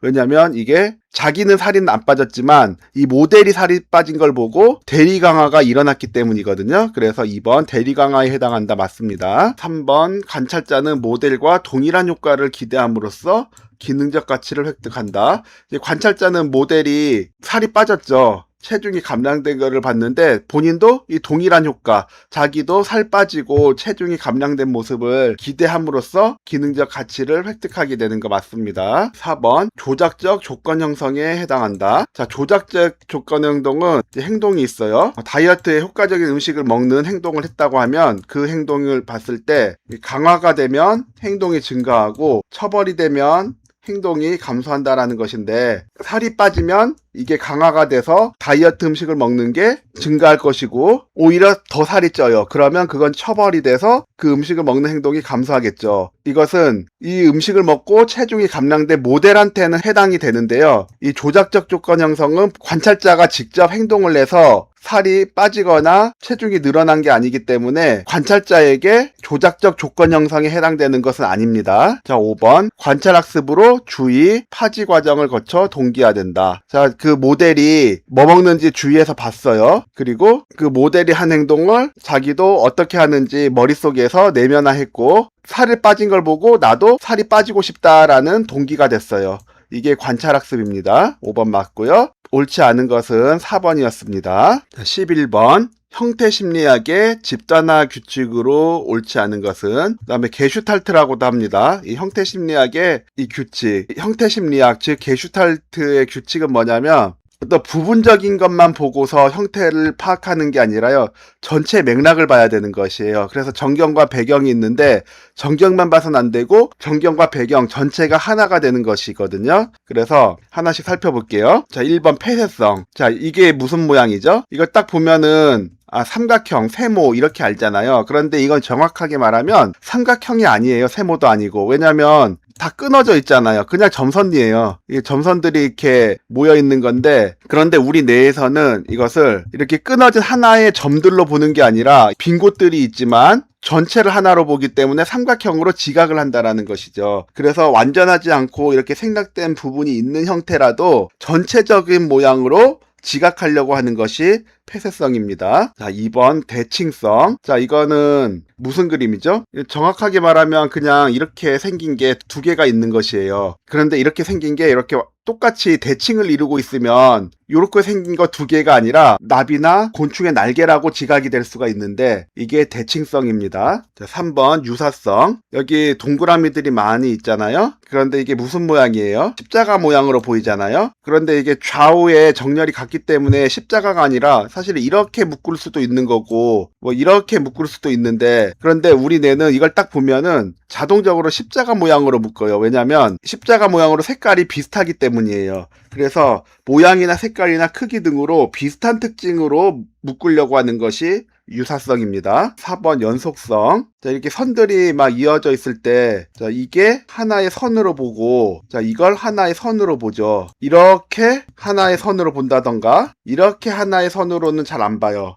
왜냐면 이렇게 교차되어 있을 때 꺾는 방향으로는 같은 거라고 잘 지각을 하지 않고 이렇게 이어져 있는 긴 부분으로 하나라고 지각을 하는 패턴이 있습니다. 그렇기 때문에 이런 패턴을 연속성이라고 해요. 자, 5번 공간성은 형태심리학의 집단화의 규칙이 아니에요. 그냥 오답을 만들기 위해서 가져온 용어입니다. 11번의 정답 5번이었습니다. 자, 12번 볼게요. 퀘러와 손다이크의 학습 곡선에 관한 설명으로 옳은 것은, 자, 이것은 손다이크의 시행착오 곡선이고요. 자, B는 퀘러의 통찰학습인데 시행학습을 보면은 그래프가 완만하게 이렇게 내려가고 있죠. 조금 올라가기도 했다 다시 이렇게 내려가고 있고, 어쨌든 항상 변화를 보이고 있는 거고, 통찰학습은 변화를 보이지 않다가 어느 순간 변화를 보이고 그리고 그게 유지가 되는 거예요. 이런 그래프가 어떤 행동에 의해서 그려졌냐면요, 손다이크의 고양이 실험에서는 이 상자 안에 고양이를 넣어요. 그래서 이 끌면 당기는 줄이 있고 이걸 끌면은 문이 열려서 나와서 이 사료를 먹을 수가 있어요. 그런데 고양이가 끌면은 문이 열릴 텐데 처음엔 모르거든요. 그러니까 막 벽도 두드려보고 뭐 여러 가지 시도를 해봤겠죠. 그런데 우연히 한번 눌렀더니 문이 열려요. 문이 열리네 하고 사료를 먹었어요. 그 다음에는 어떻게 하니까 문이 열렸는데 사료를 먹을 수 있지? 그래서 또 여러 가지 시도를 하다가 또 눌렀어요. 그러면 처음보다는 더 빠른 시간에 문을 열었거든요. 근데 하면 할수록 점점 이 문 여는 시간이 빨라지는 거예요. 처음엔 어떻게 하는지 몰랐는데 이걸 누르면 문이 열려요. 이게 학습이 돼가지고 이런 식으로 문 여는 시간이 점점 단축이 되는 거예요. 어쩔 때는 살짝 올라가기도 하지만 전체적으로 계속 문 여는 시간이 감소가 하는 것이죠. 그러니까 시간이 지나면 전혀 헤매지 않고 나가야지 하면 문을 딱 여는 거예요. 처음에는 어떻게 하는지 모르다가 나중에는 능숙해지기 때문에 시행착오 학습이라고 합니다. 반면에 통찰학습은 침팬지 실험인데요. 바나나가 천장에 있거든요. 그런데 이 침팬지가 키가 안 닿아서 먹을 수가 없어요. 그런데 어느 날 침팬지가 먹을 수가 없으니까 포기하는 것처럼 보였어요. 그래서 이거를 따려고 시도를 안 해요. 그런데 어느 날 갑자기 침팬지가 이렇게 하면 되는구나 딱 통찰이 온 거예요. 그래서 상자를 갖고 와서 싸가지고 이 상자 위에 올라가서 바나나를 따먹었거든요. 그러니까는 바나나를 따먹지 않는 이 기간 동안에는 전혀 학습이 된 것처럼 안 보였는데 어느 날 갑자기 하고 이제 통찰이 왔어요. 그래서 이때 박스를 쌓고 올라가서 바나나를 따먹는 행동이 오는데 저러면 되겠구나 하는 게 갑자기 이렇게 해결책이 왔죠. 그래서 이런 그래프가 그려지는 것이에요. 자, A는 손다이크의 시행착오 학습이죠. 1번 A는 여러 번 시도로 인해 수행시간이 짧아지는 통찰의 학습 곡선이다. 그러니까 시행착오 학습은 여러 번 시도를 통해서 점점 그 고양이가 문을 여는 시간이 짧아졌어요. 그런데 통찰이 아니에요. 통찰은 침팬지가 이러면 되겠구나 라고 왔던 게 통찰이고, 손다이크의 실험에서는 통찰이 아니라 계속 문을 열려고 시도해보다가 그 실패하는 시행착오가 점점 짧아지면서 결국에 능숙하게 문을 열게 된다라는 시행착오 구간입니다. 그래서 1번 틀렸고요. 2번 A는 급진적 학습 과정에 의해 문제 해결 상태로 이행된다. 자, 그래프만 봐도 알겠죠? 급진적이 아니라 점진적으로 문제가 해결이 되고 있죠. 그래서 2번 틀렸고요. 3. B는 형태 심리학에 근거한다. 자, B는 침팬지가 바나나 따먹는 실험이었는데, 침팬지가 바나나를 따기 위해서 이 바나나 하나만 본 게 아니라 이 바나나를 따기 위해서 어떻게 해야 되지? 상자들을 보고 상자들을 쌓아서 이 환경을 바꾸면 되겠구나. 이 전체를 보고 있는 것이에요. 그래서 전체의 구조를 깨닫는 거기 때문에 형태 심리학에 근거하는 거 맞습니다. 자, 4. B는 새로운 문제 환경에서는 적용하기 힘들다. 그렇지 않습니다. 처음에는 시간이 오래 걸렸어도 비슷하게 높은 데 있는 게 필요한데 손이 닿지 않으면 그때는 뭘 가져와서 쌓는 행동을 더 빨리 하게 돼요. 그래서 이 적용이 어려운 게 아니라 적용이 빠릅니다. 5번 B는 손다이크의 시행착오를 나타내는 학습 곡선이다. 자, 시행착오는 A고요. 자, B는 컬러의 통찰학습입니다. 옳은 것은 3번이었습니다. 자, 13번 볼게요. 피아제의 인지발달에 관한 설명으로 옳지 않은 것은 1번 연속적인 변화를 겪으면서 일정한 인지구조를 유지하는 과정을 평형화라고 한다. 자, 처음에 아동은 개라는 도식이 있어요. 그런데 그 도식 안에 개는 뭐냐면 이렇게 작고 귀여운 강아지를 개라고 알고 있거든요. 그런데 어느 날 보니까 이렇게 사람만큼 큰 개를 봤어요. 이게 자기 도식이 안 맞는 거예요. 근데 이것도 개라고 하면은 이 부조화가 일어나는 것이에요. 그런데 내 도식에는 이게 작은 게 개인데 큰 것도 개가 있구나 라고 하는 건 동화고요. 자, 이렇게 네 발로 있고 털이 많고 귀여운 동물을 개라고 알고 있는데 끼를 봤는데 저것도 개다 라고 했는데 개가 아니래요. 왜냐면 귀도 길고 생김새도 조금 다르고 뛰는 모습도 다르고 그렇거든요. 그러면 저거는 개가 아니고 토끼야 라고 하면 또 안 맞는 거예요. 이거는 개가 아니고 토끼라는 이게 새로운 도식이 생기거든요. 이건 조절이에요. 이게 동화가 되든지 조절이 되면은 그 부조화가 맞춰지죠. 그래서 생기는 게 평형화예요. 자, 1번 맞는 설명입니다. 자, 2번 새로운 환경 자극을 자신의 인지도식에 적용시켜 불일치를 해결하는 것을 동화라고 한다. 큰 개를 봤을 때 이거는 뭐지? 라고 했는데 자기가 알고 있는 조그마한 이 개라는 도식에 이것도 개야 라고 맞추는 거예요. 이게 동화입니다. 자, 2번 맞습니다. 3번 물리적 환경에 대한 의존성이 점차 감소하고 인지 구조의 활용이 증가하는 것을 내면화라고 한다. 처음에 아이들이 더하기 하면은 물건을 갖다 놓거나 손가락이라도 펴서 손가락 세면서 더하기를 하거든요. 그런데 나중에는 물건이나 손가락 세지 않고 이 머릿속에서 계산을 내서 더하기를 해요. 근데 머릿속에서는 가상의 물건을 세고 있는 것이죠. 이래서 실제 물건이 아니라 이렇게 내면 속에서 물건을 셀 수 있는 것은 내면화가 이루어졌기 때문이에요. 자, 3번 맞습니다. 4번 개인의 내적 인지 구조를 수정하는 것으로 이전의 사고방식을 재구성하는 것을 재생적 동화라고 한다. 자, 이 큰 개를 보면은 내가 아는 개는 이렇게 조그매야 되는데 너무 크단 말이야. 이거 뭐지 했는데 이것도 개야 라고 하면 크기는 다르지만 이것도 개구나 라고 하는 게, 그래서 자기가 기존에 알고 있는 이 개라는 도식에 끼워 맞추는 게 동화인데요. 이 동화는 자기가 알고 있는 이 개라는 도식을 수정하는 게 아니에요. 수정하는 게 아니고 그냥 이것과 이거는 서로 다른 동물이었는데 그 안에 끼워 넣는 것이죠. 그런데 인지 구조를 끼워 넣는 게 아니라 수정하는 것이라고 했기 때문에 4번이 틀렸습니다. 자, 5번. 한 형태의 추론에서 다른 형태로의 추론으로 전이하는 핵심 요인은 물리적 환경, 성수, 사회적 영향, 평형이다. 물리적 환경, 성숙, 사회적 영향, 평형, 이런 부분들이 그 아동의 사고가 다음 사고로 넘어간다라고 봤습니다. 자, 옳지 않은 것은 4번이었습니다. 자, 14번 볼게요. 다음 설명과 장기 기억의 종류가 옳게 연결된 것은, 자, 장기 기억의 종류부터 먼저 살펴볼게요. 자, 의미 기억은 어떤 지식적인 기억을 말하는 것이에요. 그래서 공부해서 알게 되는 그런 지식인데요. 예를 들어서 세계의 수도, 예를 들면 한국은 서울이고 일본은 도쿄고 중국은 베이징이고 미국은 워싱턴이고, 이런 세계의 수도는 어떻게 알게 되냐면 공부해서 알게 되는 지식이잖아요. 한글 누가 만들었죠? 세종대왕이 만들었고, 거북선 누가 만들었죠?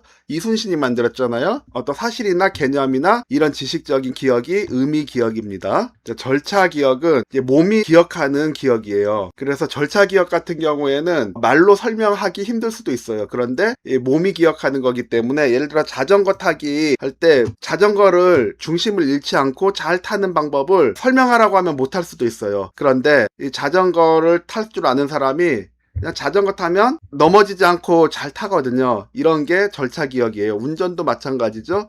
운전도 자동차를 출발할 때 브레이크는 어느 정도로 밟고 엑셀은 어느 정도로 밟고 커브를 돌 때는 핸들을 몇 도로 돌려야 된다. 이렇게 말로 구체적으로 설명하기는 힘들 수 있지만 운전을 계속 해온 사람은 그냥 몸이 기억해서 운전을 하는 것이죠. 이런 게 절차 기억이고, 이게 자동화된 기술 기억입니다. 자, 일화 기억은 개인의 경험에 대한 기억이에요. 예를 들어서 내가 봉사활동을 했던 기억, 어떤 친구랑 놀러 갔던 기억, 뭐 소풍 갔던 기억, 이런 개인의 경험에 대한 기억이 일화 기억이고요. 이 의미 기억과 일화 기억은 말로 설명을 할 수가 있어요. 그래서 서술 기억이라고 합니다. 그러나 절차 기억은 말로 설명하기는 좀 힘들어요.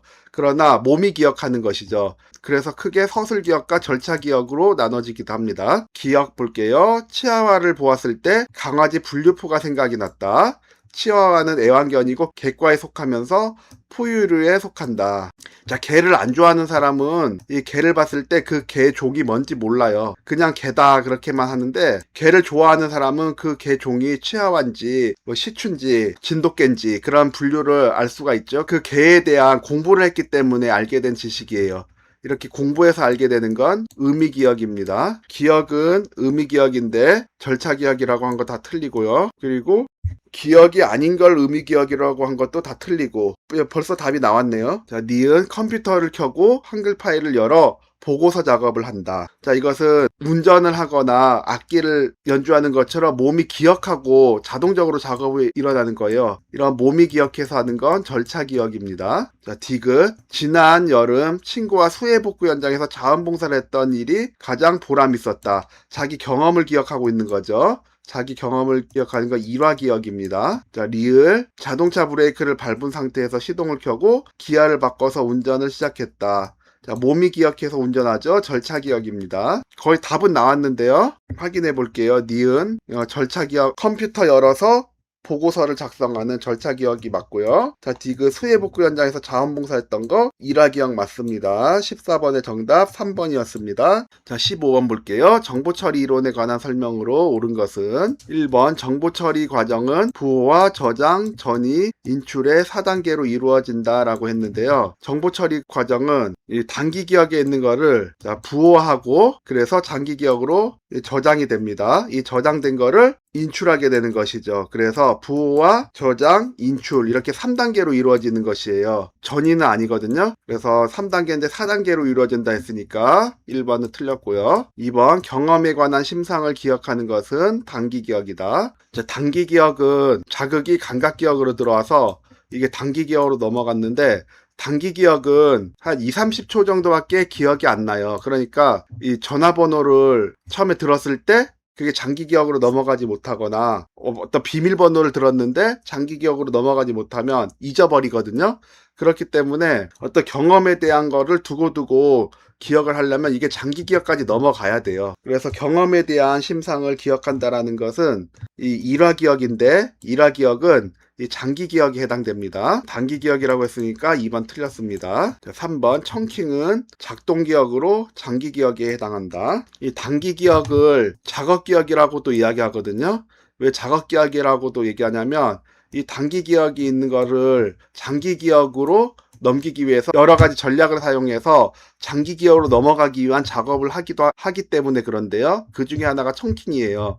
자, 예를 들어서 112, 119, 1234라는 번호를 이거를 기억하라고 하면 이거 기억하기 힘들거든요. 그런데 이거를 3, 4개로 묶는 거예요. 그래서 112, 119, 1234 이렇게 세 덩어리로 나누면 장기 기억으로 넘어갈 확률이 더 높아져요. 이것은 단기 기억에 있는 것을 장기 기억각으로 넘기기 위한 작업이지 장기 기억 그 자체를 말하는 건 아니죠. 그런데 장기 기억에 해당한다라고 했기 때문에 틀렸습니다. 4번 감각 기억은 선택적 지각에 의해 단기 기억으로 처리된다. 어떤 자극이 있을 때 눈으로 보든지 소리로 듣든지 냄새를 맡든지 감각 기억으로 들어오게 돼요.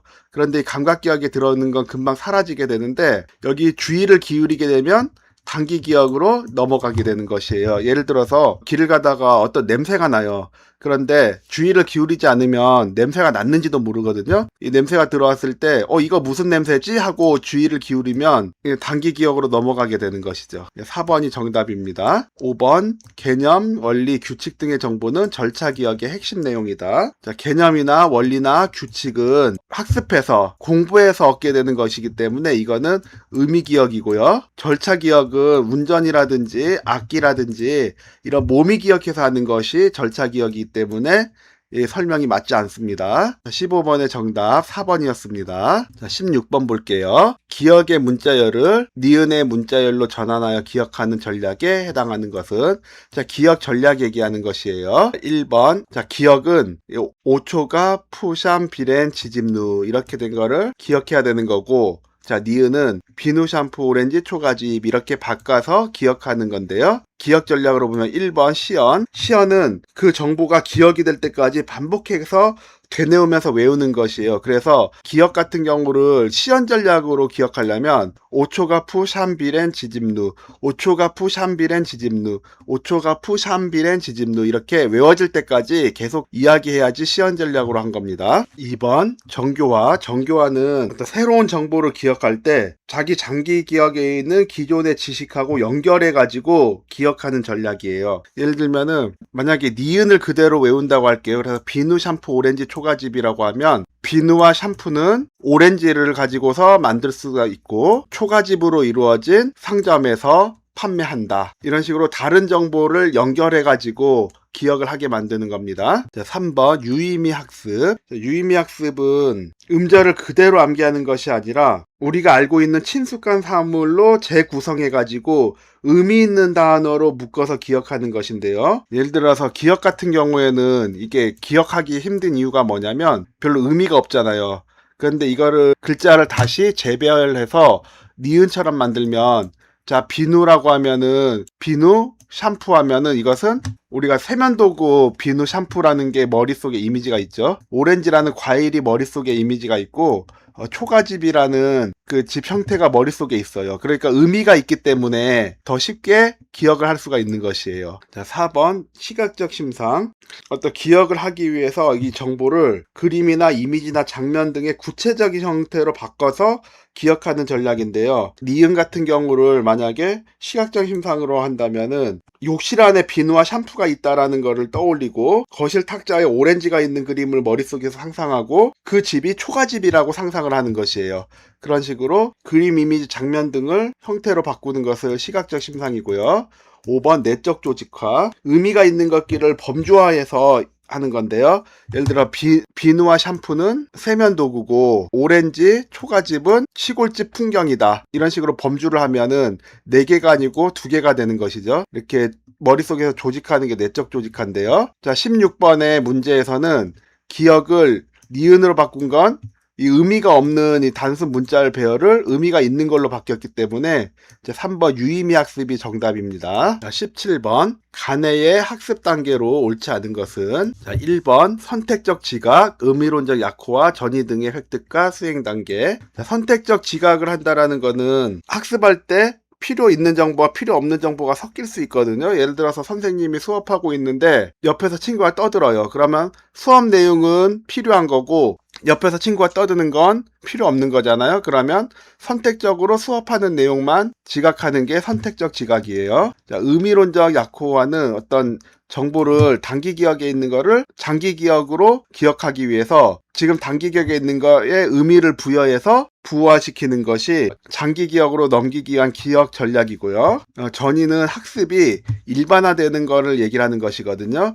그러니까 이거는 그냥 어떤 개념을 나열한 것이에요. 이게 수행 단계를 말하는 것이 아니라 단순히 학습에 대한 개념을 나열한 것이고, 자, 1번이 옳지 않은 겁니다. 간해의 학습 준비 단계는 이게 수업에 집중을 하게 만드는 것인데, 학습을 하기 전에 오늘 뭐 배울 건지 기대를 심어주거나 학습 관련된 짧은 영상을 보여주거나 전 시간에 배운 거를 짧게 복습해보거나 이런 게 학습 준비 단계고요. 선행 학습 단계는 이미 알고 있는 거를 오늘 배울 내용이랑 연결해서 배우기 좋은 상태로 만들어주면 자신 있는 태도를 갖게 되기 때문에 학습 동기가 생기는 거고요. 자, 피드백 및 강화 단계는 학습자가 수행 결과에 대해서 피드백을 받게 되기 때문에 내가 잘하고 있구나 또는 좀 더 열심히 해야겠구나 라는 동기 유발의 기대가 확인이 되고, 자, 일반화 단계는 학습된 내용이 다른 장면에도 응용될 수 있게 돼서 이제 정말 학습이 됐는지 확인하게 되는 것입니다. 자, 17번의 정답 1번이었습니다. 자, 18번 볼게요. 해배 이론에서 일련의 집합제 활동이 시간적으로 통합된 것이며 현재 일어나고 있는 사고의 흐름이라고 한 것은 이 보기 문항 5개 먼저 살펴볼게요. 자, 국면 시퀀스는 일련의 집합된 활동들이 시간적으로 통합된 것이에요.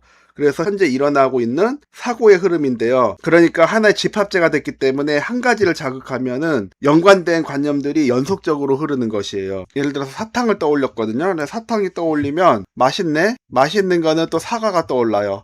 이게 사과가 떠오르면 또 사과를 먹은 백설공주가 떠오르고요. 백설공주가 사과 먹는 게 떠오르면 잠드는 게 떠오르고, 이렇게 이게 연관된 것들이 연속적인 사고로 흐르는 게 국면 시퀀스입니다. 2번 제한된 환경. 그러니까 자극이 없어가지고 좀 단조로운 환경에서 자라게 되면 감각이나 인지적 경험도 제한이 돼서 학습 능력이 발달이 지체된다라는 것인데요. 뭐 놀잇감도 없고 놀아주는 사람도 없고 이런 제한된 환경에서는 풍부한 자극 속에서 자란 아이들보다 학습 능력이 지체된다라는 것이고, 그 반대로 풍요로운 환경, 다양한 놀잇감이나 놀아주는 사람이라든지 학습할 수 있는 기회가 있는 활동에서는 활동할 수 있는 기회가 있는 환경에서 자라면 뇌 발달을 촉진하기 때문에 다양한 경험이 학습과 지능에 영향을 주는 것입니다. 4번 최적각성 이론. 학습을 하는 수준에 있어가지고 가장 효율적으로 수행할 수 있는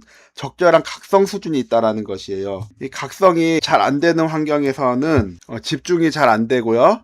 너무 각성된 상황에서는 또 너무 긴장돼가지고 학습이 잘 안 되는 것이죠. 자, 예를 들어서 공부를 하는데 아주 조용한 도서관에 갔는데 공부가 잘 안 될 수가 있어요. 그렇다고 너무 시끄러운 곳에 가도 집중이 잘 안 되죠. 그런데 카페를 갔더니 적당한 소음이 있는데 오히려 학습이 정말 잘 된다면 그 환경이 최적 각성 수준인 것이에요. 자, 5번 반향적 신경활동. 어떤 정보가 들어왔을 때 정보를 처리하는 신경세포들의 집합체들이 반복적으로 활동을 하게 되거든요.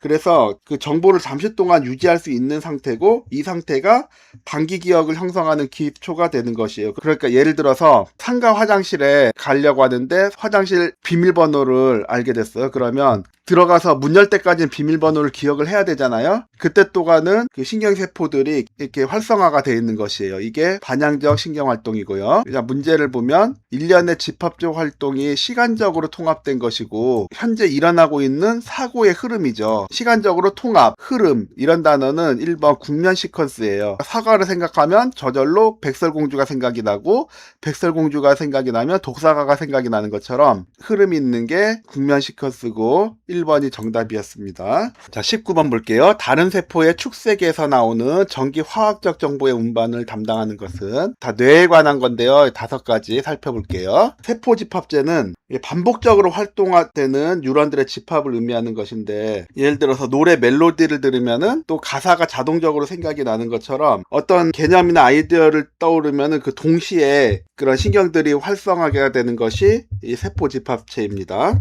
자, 시냅스는 뉴런 세포끼리 어떤 정보를 이제 주고받을 때 약간의 이제 공간이 있어요.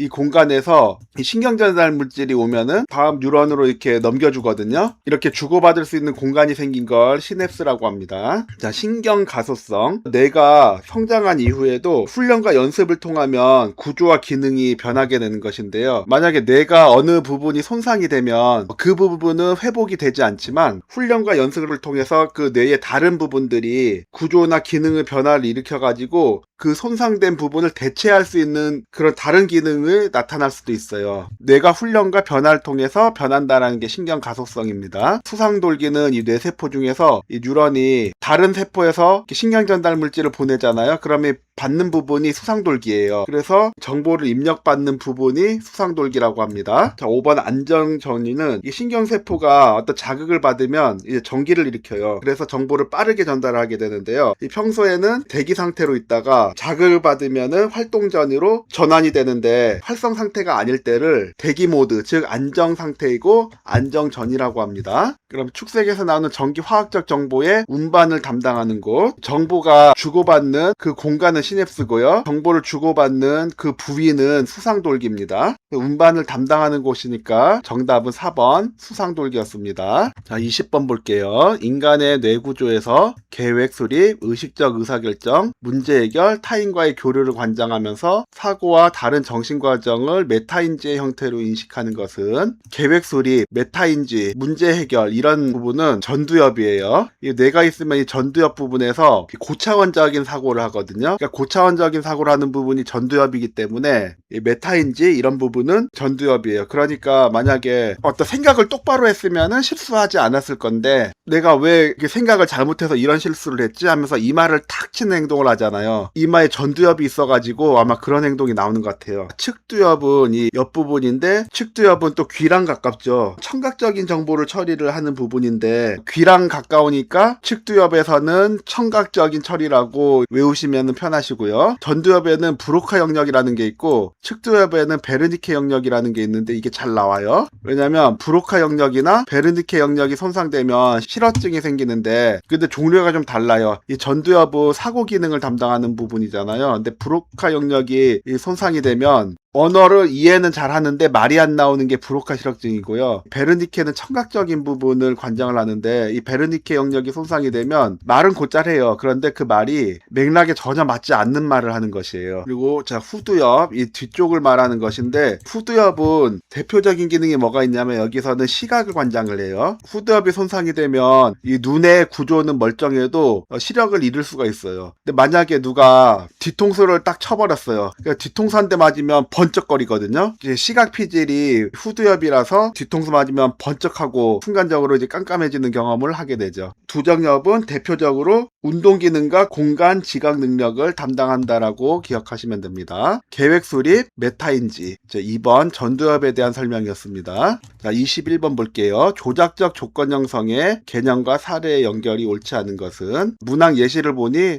강화 계획에 대한 거예요. 자, 강화는 바람직한 행동을 늘려주기 위한 게 강화고 처벌은 바람직하지 않은 행동을 하지 않기 위한 게 처벌인데 정적 강화, 부적 강화 두 가지가 있죠. 강화에서는 정적 강화, 부적 강화 둘 다 바람직한 행동을 늘리기 위한 것인데, 정적 강화는 무엇인가를 줘가지고 그 행동을 늘리게 하는 거고, 부적 강화는 뭔가를 빼줘가지고 그 행동이 늘어나게 하는 거고요. 처벌은 정적 처벌, 부적 처벌 둘 다 바람직하지 않은 행동을 감수하기 위한 건데, 무언가를 더해줌으로써 그 행동을 안 하게 하는 것은 정적 처벌, 무언가를 빼줌으로써 그 행동을 안 하게 하는 건 부적 처벌이에요. 예를 들어서 엉덩이 한 대 때리는 거는 더해준 거죠. 때리는 행동을 더해줬으니까. 그런 식으로 하지 말라고 하는 거고, 빼주는 거는 게임할 수 있는 시간을 뺏어버렸어요. 그러면 바람직하지 않은 행동을 없애기 위해서 그런 행동을 한 거죠. 자, 문제 볼게요. 부적 강화. 부적 강화는 무언가를 빼줌으로써 바람직한 행동을 증가시키는 거예요. 정답 제출한 거는 늘려야 될 행동이죠. 숙제를 면제해 준다고 했더니, 그러니까 숙제를 빼준 거예요. 그랬더니 정답 제출한 학생 수가 늘어났어요. 정확히 부적 강화에 대한 설명입니다. 2번 부적 강화. 핸드폰 요금을 기한 내에 납부하였더니, 그러니까 핸드폰 요금을 기한 내에 납부하는 거는 늘려야 될 행동이고요. 연체료를 내지 않는다. 그러니까 요금을 빼준 거죠. 무언가를 빼줘서 그 행동이 늘어났어요. 부적 강화 맞습니다. 3번 정적 강화. 강아지에게 간식을 통해 새로운 행동을 가르친다. 행동을 증가하는 거니까 강화가 맞고요. 간식이라는 거를 더해줬어요. 그러니까 정적 강화 맞습니다. 4번 부적 처벌. 떠드는 학생은 생각 의자에서 수업을 듣게 하였다. 떠드는 거를 감소시키기 위한 거니까 처벌이 맞고요. 자, 생각 의자에 앉게 하였다. 생각 의자에 앉으면 여러 가지 자극에서 차단을 되는 거예요. 여러 가지 자극을 빼버렸기 때문에 부적 처벌 맞습니다. 자, 5번 요리 수업에 지각하면,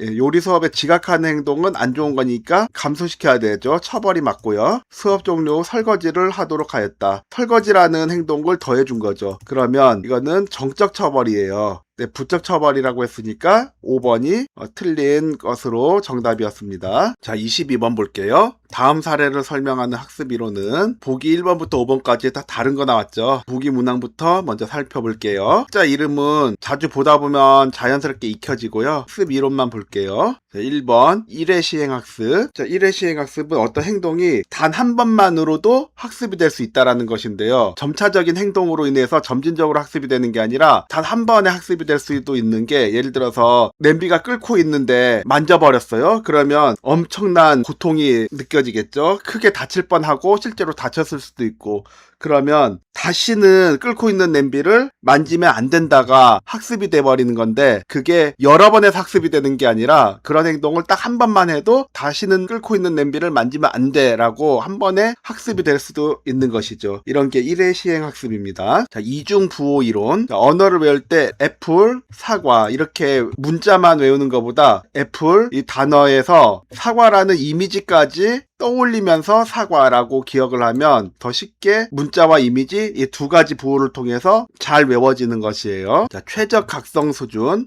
학습을 할 때 가장 효율적인 각성 수준이 있다라는 것이에요. 만약에 너무 조용한 데 가서 학습을 했는데 집중이 잘 안 돼요. 그리고 좀 시끄러운 데 가면은 너무 시끄러워서 집중이 잘 안 돼요. 근데 카페 가서 공부를 했더니 적당한 그 노이즈가 오히려 더 집중을 하게 만든다라고 하면 그 상태가 학습을 하기가 가장 좋은 상태니까 최적각성인 거예요. 이렇게 가장 학습하기 좋은 상태가 있다라는 게 최적각성 이론입니다. 자, 4번 효과의 법칙. 만약에 쥐가 이 전기 자극이 있는 곳에서 이 버튼을 누르면 이 전기 자극이 멈춘다고 할게요. 그러면 버튼 누르는 행동이 증가하겠죠. 또 어떤 경우에는 이 쥐는 똑같이 버튼을 누르는 건데 버튼을 누르면 먹을 거를 줘요. 그러면 마찬가지로 이 버튼을 눌렀을 때 이 버튼을 누르는 행동이 증가를 할 것이거든요. 그런데 이 차이점이 뭐냐면 이 쥐가 만족 상태가 다른 거예요. 이거는 단순히 고통을 멈추기 위한 거고, 이거는 먹을 거를 주니까 만족 상태도 같이 올라가는 것이죠. 이 상태가 더 효과가 좋다라는 것인데요. 만약에 전기도 좀 익숙해지면은 그냥 고통을 받기 싫을 때만 한 번씩 눌러봐요. 그런데 눌러서 먹을 거를 줄 때는 지금 뭐 고통이나 이런 건 없지만 이 누르면 이 만족스럽고 유용한 게 오기 때문에 더 누르는 행동이 학습 효과가 좋다라는 것이에요. 이게 만족스럽고 유용한 결과가 따라오면 더 효과가 좋다라는 게 효과의 법칙입니다. 자극 표집 이론. 자극 표집 이론은 학습은 한 번에 완성이 되는 게 아니라 많은 자극 요소가 반복적으로 결합되면서 점진적으로 형성되는 거기 때문에 반복 학습이 필요하다라는 것이에요. 그러니까 영어 단어 외울 때 생각을 해보면 한 번에 외워지는 건 아니고 조금씩 또 다른 단어들을 반복해서 외우다 보면 점진적으로 그 기억이 확대가 되고 확실해지는 것이에요. 자, 이 박스 안에 볼게요. 자, A는 기말고사를 준비하고 있다. 집에서 공부하려니 졸리고 집중도 안 돼요. 스터디 카페에서 공부하기로 했다. 1시간 정도 지나니 다시 집중이 되지 않아 친구를 불러내어 같이 공부했다. 집에서 공부하니까 졸리고 친구를 불러내가지고 스터디 카페에서 같이 하다 보니 뭐 어땠다라고는 안 나왔지만 더 좋았겠죠. 그러니까는 학습할 수 있는 최적의 각성 수준이 있다라는 것인데 이게 3번 햅의 최적 각성 수준에 대한 설명이었습니다. 정답은 3번입니다. 자, 23번 볼게요. 다음 사례에 대한 특징으로 옳지 않은 것은, 자, 23번 문제는 숙달 목표와 수행 목표에 대한 질문이거든요. 학습을 할 때 목표를 숙달을 목표에 두느냐 수행 목표에 두느냐 이 차이가 있는데, 숙달 목표는 내재적 동기에 의해서 학습을 하는 것이에요. 그러니까 내재적 동기에서 한다라는 것은 그 공부가 좋아서 한다라는 거거든요. 좋아서 하는 거기 때문에 이 내재적 동기에 대해서 공부를 할 때는 실패가 없어요. 왜냐면 실패도 학습의 과정이죠. 예를 들어서 영어 공부를 하는데 내가 이게 너무 흥미가 있고 재미가 있어서 한다라면 첫 번째로 성적에 연연하지가 않죠. 그리고 잘 안 되면 이렇게 하면은 잘 안 되는구나, 그래서 방법을 바꿔보려고 하는 것이에요. 그리고 그 영어를 왜 하냐고 하면은 첫 번째로 재밌기 때문이고, 두 번째로는 재밌는 것들을 할 수가 있기 때문이죠. 외국인 친구를 만나서 얘기를 할 수도 있고, 미국 드라마를 자막 없이 볼 수도 있고, 익숙해지면은 자유여행도 하고 싶어지고, 이런 게 숙달 목표라면 수행 목표는 외재적 동기에서 이루기 때문에 얻고자 하는 목표가 밖에 있는 거예요. 그러니까 영어 공부를 하더라도 그 목표가 높은 토익 점수를 받고 그게 취업 경쟁에서 유리한 위치를 확보하려고 하는 것이 외재적 동기에 의한 수행 목표예요. 그러니까 토익을 800점 받고 싶었는데 700점 받는다. 그러면 그거는 실패고 능력 부족으로 여겨버리는 것이에요. 그리고 결과가 중요해요. 토익을 800이 넘는 게 목표였다면 800을 넘는 게 중요한 거지, 700점 받았지만 회화 실력이 늘었다, 이거는 성공한 결과로 보지 않는 것이죠. 박스 안에 볼게요. 부모님은 나에게 항상 집안에서 판사가 한 명 있어야 한다고 하셨고, 집안의 장남인 나는 언제나 어른들의 기대를 한 몸에 받고 있어서 매우 부담스러웠다. 결국 나는 로스쿨을 졸업을 했지만 판사가 되지 못했다. 부모님께 죄송하고 나 자신에게 매우 화가 나서 가끔씩 분노 조절이 되지 않는다. 일단은 판사가 되려고 공부는 했는데요. 로스쿨을 가서 법 공부는 했죠. 그런데 그 이유가 뭐냐면 판사가 되기 위해서 공부를 한 거예요. 뚜렷한 외재적 동기죠. 이 외재적 동기가 어디서 왔냐면 이 부모님의 기대를 하기 때문에 돼야 된다라는, 거기서 판사가 돼야 된다는 외재적 동기가 있었고요. 그런데 로스쿨 가서 공부는 했는데 판사가 못 됐어요. 판사가 못 돼도 남는 건 있거든요. 생활 속에도 어떤 법률에 대한 지식이 필요할 때가 있잖아요. 그럼 편리하고. 그런데 판사가 못 되면 실패했다라고 보고 있어요. 이 사례에서는. 실패를 학습의 과정으로 본다면 그거는 숙달 목표지만, 실패를 실패로 보는 건 정확하게 수행 목표예요. 그러니까 이 박스 안에는 정확하게 수행 목표에 대한 설명을 하고 있는 것입니다. 자, 옳지 않은 거 1번 외적으로 동기화되어 있어 외적인 강화나 처벌에 민감하다. 수행 목표이기 때문에 외재적 동기에 의해서 학습을 하기 때문에 맞습니다. 2번 숙달 목표를 가진 사람으로 적극적으로 재도전한다. 이제 숙달 목표는 자기가 법 공부를 좋아서 해야 돼요. 그런데 이거 좋아서 한 게 아니라 판사라는 그 보상을 받기 위한 거거든요. 숙달 목표가 아니라 수행 목표를 얘기를 하고 있는 것이고, 수행 목표인 사람은 적극적으로 재도전하는 게 아니라 실패로 여기는 것이에요. 그러니까 분노 조절이 왔죠. 자, 2번이 틀리게 설명이 되어 있습니다. 3번 시험이나 과제 수행 시 몹시 긴장하는 일이 많다. 수행 목표에서는 실패할까봐 긴장하는 거예요. 3번 맞고요. 4번 오류를 실패와 무능으로 여긴다. 수행 목표에선 결과가 중요하기 때문에 그 결과를 얻지 못하면 실패와 무능으로 여기는 것입니다. 5번 수행 목표를 가진 사람으로 실패하면 쉽게 좌절한다. 실패하면 결과를 얻지 못했기 때문에 좌절합니다. 23번의 정답 2번이었습니다. 자, 24번 귀인에 관한 설명으로 옳지 않은 것은, 귀인은 성공이나 실패를 어디로 돌리느냐라고 하는 것인데요. 귀인 이론에서는 내적 통제가 있고 외적 통제가 있고요. 그 다음에 안정 안정성 차원이 있고 불안정성 차원이 있어서 어떻게 조합이 되느냐에 따라 네 가지 귀인이 나타납니다. 만약에 성공을 했어요. 또는 실패를 할 수도 있고, 자, 내적 통제라는 사람은 그 성공이나 실패의 원인이 자기한테 있다라고 보는 것이고, 안정적인 것은 능력이 하나의 예인데요. 자, 능력은 변하지 않기 때문에 안정이고, 이게 자기 거죠, 능력이. 그러니까 내적 통제 차원이에요. 반면에 자기 거긴 한데 노력은 많이 하면은 성공 확률이 높아지고, 노력을 많이 하지 않으면 실패 확률이 높아지기 때문에 이거는 안정성 차원에서는 불안정이고, 근데 노력을 누가 해요? 자기가 하죠. 그러니까 내적 통제입니다. 반면에 외적 통제면은 과제 난이도 같은 경우에는 그 과제 난이도를 내가 조절하는 게 아니잖아요. 문제를 내는 사람이 조절하는 거기 때문에 통제 소재가 외부에 있는 것이에요. 그러면서 이 변동이 크게 없기 때문에 안정적인 거고요. 반면에 운 같은 경우에는 운이 따라주는 건 내가 하는 게 아니라 환경이나 상황이 또 사람을 잘 만나야 되고 이런 게 잘 맞아 떨어져야 되기 때문에 외적이고, 이게 운은 내가 그 조건을 또 맞췄다고 해서 오는 것도 아니죠. 그래서 안정성 차원에서는 불안정입니다. 그래서 이 네 가지로 분류가 되는 것이에요. 자, 1번 과제 난이도는 외적 통제 불가능 요인이다. 과제 난이도는 외적이에요. 외적이면서 과제 난이도를 내가 조절할 수 있는 게 아니죠. 그래서 통제 불가능 영역이에요. 자, 1번 맞고요. 2번 행운이나 우연은 외적 불안정 요인이다. 자, 행운이나 운은 내가 어떻게 할 수 있는 게 아니라 외부에서 와야죠. 환경이나 상황이 잘 맞아야 되고, 환경이나 상황에 맞는다고 해서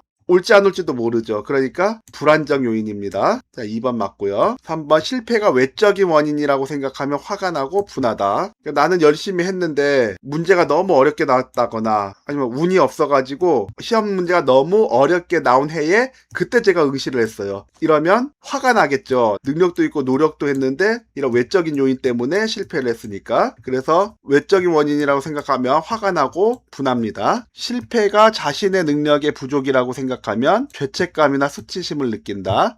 만약에 실패가 이게 난이도 조절 실패나 운이 없으면 그렇게 밖에 있기 때문에 화는 나지만 자존심은 지킬 수가 있죠. 그러나 내가 능력이 없어서라든지 노력을 안 해서라고 내적인 요인으로 인해 귀인을 하게 된다면 나 때문이기 때문에 죄책감이나 수치심을 느끼는 거예요. 자, 5번 성공과 실패를 안정적 요인으로 생각한다면 미래의 수행은 현재의 수행과 다를 것으로 기대한다. 자, 성공이나 실패, 만약에 실패를 안정적 요인으로 생각한다면 내가 능력이 없는 거죠. 그러면 한번 떨어졌으면은 변동이 없기 때문에 또 떨어질 거죠. 그래서 미래에도 다르지 않다라고 생각하는 거고, 만약에 성공이 내가 사업을 내서 돈을 잘 벌었어요. 근데 그게 내 능력 때문이라고 생각하면 또 내가 다른 사업해도 잘 될 거라고 생각하겠죠. 그래서 성공과 실패를 안정적 요인으로 생각하며 미래의 수행은 현재의 수행과 다르지 않을 거라고 기대를 하는데 다를 거라고 기대를 한다라고 하면 틀린 설명입니다. 24번의 정답 5번입니다. 자, 25번 볼게요. 동기에 관한 설명으로 옳지 않은 것은 1번 코빙톤은 자신이나 타인의 관점에서 개인적인 가치를 유지하기 위하여 동기화된다고 주장했다. 자, 개인적인 가치를 유지하는 것인데요. 그러니까 인간은 자기 가치를 지키는 걸 중요한 동기로 봤기 때문에 자신의 가치를 인정받으려고 성공을 추구하고 자신의 가치를 위협받는 것에서 지키려고 또 실패를 피하려고 해요. 그러니까 예를 들자면 밤새워서 공부를 했는데 친구한테는 밤새 게임을 했다라고 거짓말을 하거든요. 왜냐면 시험 점수가 높으면 공부도 안 했는데 시험 점수가 좋다고 머리 좋다라는 인정을 받을 수가 있잖아요. 그런데 점수가 잘 안 좋았어요. 그러면 내가 게임했기 때문에 공부를 안 해서 시험 점수가 낮은 거다라고 해서 타인의 시선에서 자기 가치를 지킬 수가 있잖아요. 즉 코빙톤의 이 관점에서 생각하면 그런 행동들이 나오는 것이죠. 자, 2번 애킨스는 행동의 동기화를 성공 가능성에 대한 지각과 성공의 유인적 가치와의 상호작용으로 설명하였다. 그러니까 성공을 할 가능성도 있어야 되는데 그게 또 가치가 있는 거였을 때 동기화가 된다라는 것이에요. 예를 들면은 이렇게 공부를 열심히 하고 계시는데 이게 청소년 상담사 자격증이 국가 자격이라는 가치가 있기 때문에 지금 공부를 하는 거잖아요. 그런데 민간 자격증에는 그냥 온라인으로 강의안 보면서 한 일주일 만에 받을 수 있는 자격증도 있어요. 그런데 그거는 왜 안 따죠? 별로 가치가 없기 때문에 동기가 안 생겨서 안 하는 거죠. 3번, 정서는 동기의 목적적이고 인지적인 측면에도 영향을 미친다. 긍정 정서 같은 경우에는 좀 해보겠다라는 목적적이 생기고, 부정적인 정서에서는 실패를 회피해야겠다는 인지적인 측면에도 영향을 미치게 되는 것이에요. 4번, 로터는 강화 자체가 아닌 강화에 대한 인간의 신념을 강조했다. 공부를 하면 자격증을 받는다. 그럼 자격증이 강화가 되죠. 그러면 그것 때문에만 공부를 하느냐. 그런데 이 강화에 대한 인간의 신념이 또 더 중요하다라는 것이에요. 예를 들어서 매년 시험 문제의 난도도 다르고, 공부한 부분에서 문제가 나올지 안 나올지 그것도 잘 모르겠고, 그래서 운이 따라줘야지 되는 거다라고 신념을 가지면 공부를 게을리하게 되는 것이에요. 자, 5번, 동기는 개인의 학습 전략과 인지 과정에 영향을 미치지는 않는다. 자, 시험에 합격하고 싶어하는 동기가 있으면 학습 전략을 짜고 더 잘 기억하기 위해서 인지 과정을 점검을 하고, 이 학습 전략이 또 인지 과정에 영향을 미치게 되는 것이죠. 그런데 영향을 미치지 않는다라고 하는 건 옳지 않은 설명입니다. 25번의 정답 5번이었습니다. 수고하셨습니다.